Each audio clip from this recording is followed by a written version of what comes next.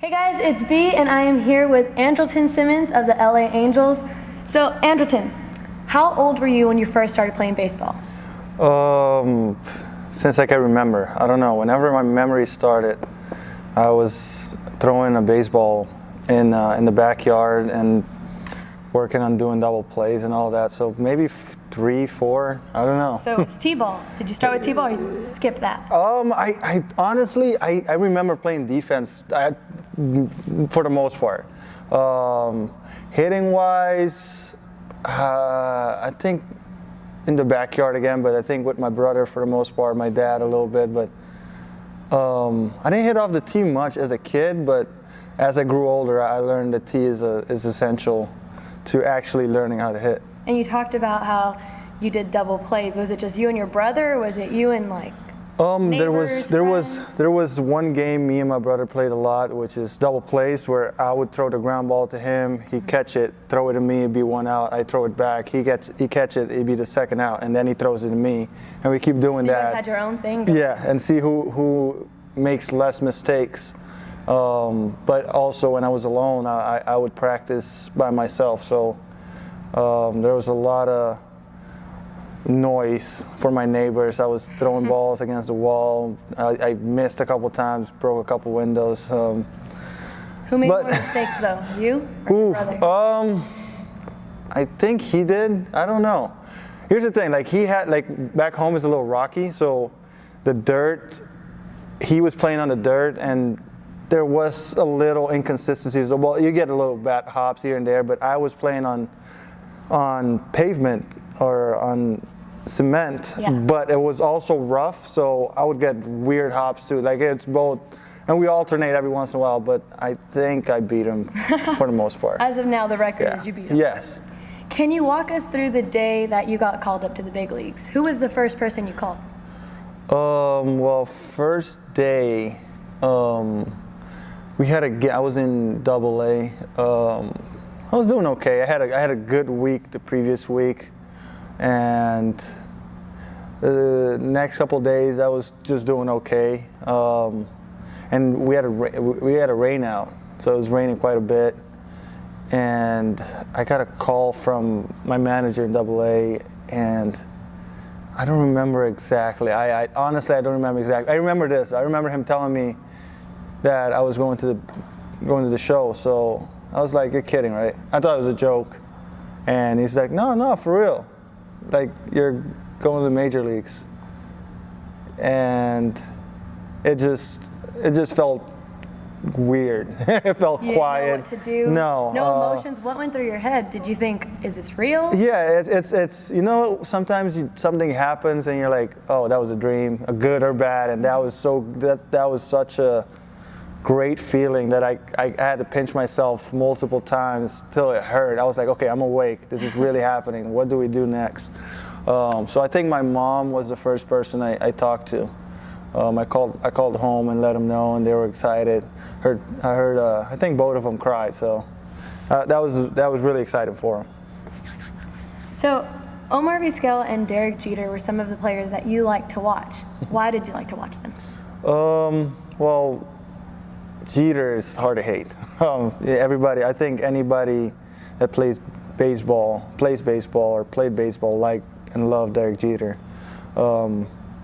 Just the way he played in an environment which a lot of media and all the attention, and he was such a professional going about his business, and he was also really good. And Vizquel, he made some really smooth plays, didn't make a lot of mistakes. So those are two of the guys that I grew up watching, and I mean, to this day, I still admire. Now, these two guys have many Gold Glove awards. Did you ever picture yourself as being amongst those names? No, honestly, no. You just have that dream of getting to where those guys are, and then the next step is just trying to be as good as possible, as good as you can. And first time I got the award, I was really excited, and I'm playing between there's a lot of good defenders, a lot of good shortstops, and each time I get the award, I'm honored.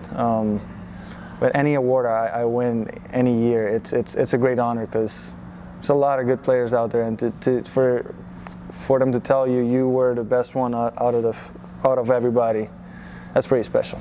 So after the first time that you received the award, was there ever a time where you're just like expecting it? Like, I put on this great performance, I'm expecting it. Not exactly, but I pride myself on being exceptional when it comes to defense. I know everybody makes mistakes, but with each year I try to make less mistakes.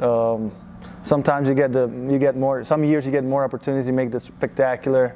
Sometimes it's just right at you. Sometimes you can't reach them. But whatever is possible for me to catch, I try to make the routine plays every time. And if I can reach it, I'm trying to get the out. I'm trying to get in and out or keep that guy from advancing more bases than he should. What does game day look like for you? Like, how do you prepare for a game? From start, like, it's game day, I wake up, I put my left sock on first and then my right sock. No, I'm a very casual guy. Like, I try not to have a routine. I guess, but when you're playing 162 games or and playoffs or whatever, but it varies. But you get in a pattern. I try not to have a routine, so if I can't do something, it doesn't mess me up. But some of the stuff I like to do, I like to eat light a little before the game. I like a little fruit, and I put a little honey on it, and I do that, and I feel like a boost of energy, but I don't feel full. So that's one of the things. And I try to stay as relaxed as I can. Watch some TV. Watch some TV. Once it's getting closer to game time, I'll listen to some pump-up music, and when I go out there and stretch, play a little catch, and just get ready to go. Now, you've played on teams around the world. What is it like playing for the Angels? It's pretty cool. I get to play with future Hall of Famers, guys like Mike Trout and Albert Pujols, and now I got Shohei, and played under Mike Scioscia. Great guy, great manager, and it's just pretty cool. The fans have been really nice to me throughout, like the ups and downs. They've been pretty positive. It's fun. The team, the organization is trying to win each year, so that's always fun to be a part of. And I don't know, it's pretty special. Hopefully this next season we end up with a championship. Let me ask you this. Who is the toughest pitcher you have faced? Oof. There's a couple. There's a lot, actually, but the first one that comes to mind when you think toughest pitcher, it has to be this guy. Well,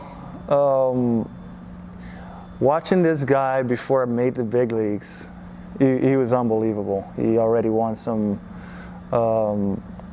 what's it called, Cy Youngs, won the World Series. And he was just nasty on TV, and then I had to face him. We had to face him with the Phillies.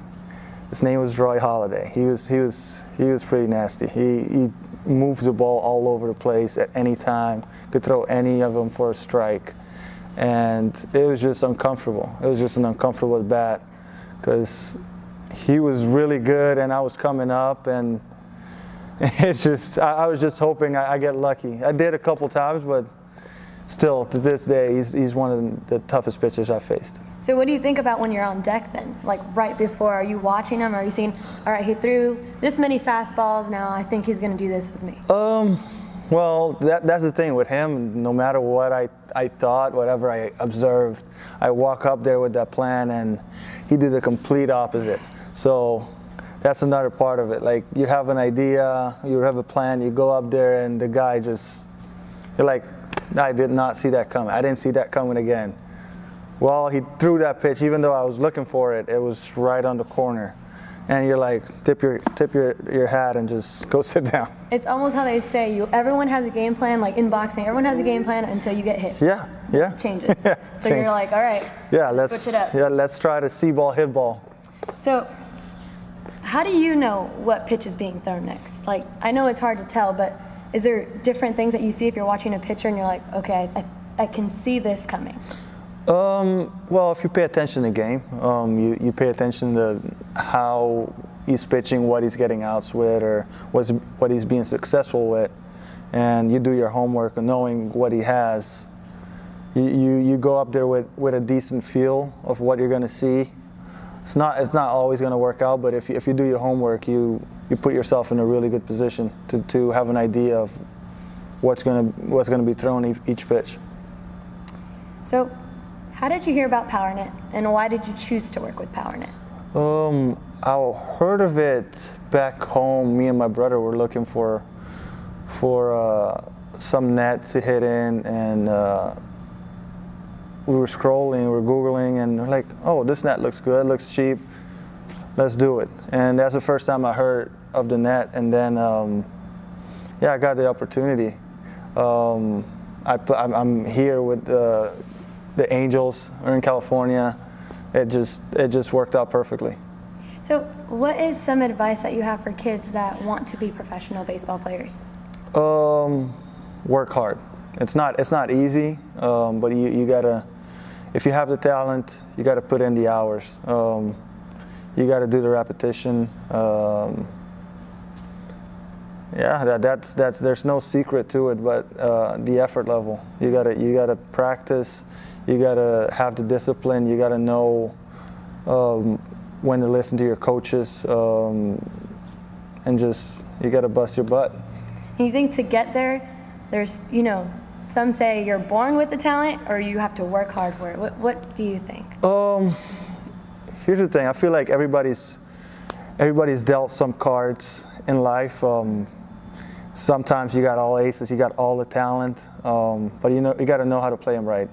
Sometimes you have a little talent, but you put in the work and you make it. There's guys I look up to, like David Eckstein. That wasn't like the biggest dude, wasn't the super fastest dude, wasn't the strongest dudes, but everybody that watched him play and was around him can tell you that he worked hard and he paid attention and he did what he had to do to make it. So you can have the talent, but you still have to put in the work to make it here and stay here. Yeah, definitely.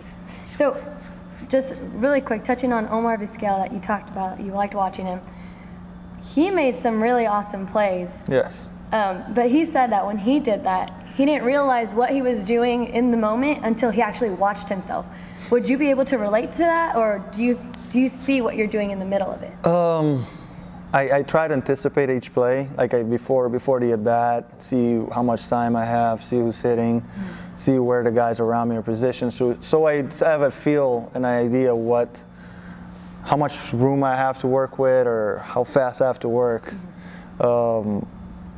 That's before anything happens. And once the ball's hit, it's just a blank. It's just react. It's just reaction. It's just doing, and you trust your instinct. And at the end, you're going back to the dugout, and they tell you how amazing of a play that was, or how cool of a play. And you're like, I guess, I don't know. I was just being me. Yeah, I was just trying to get an out.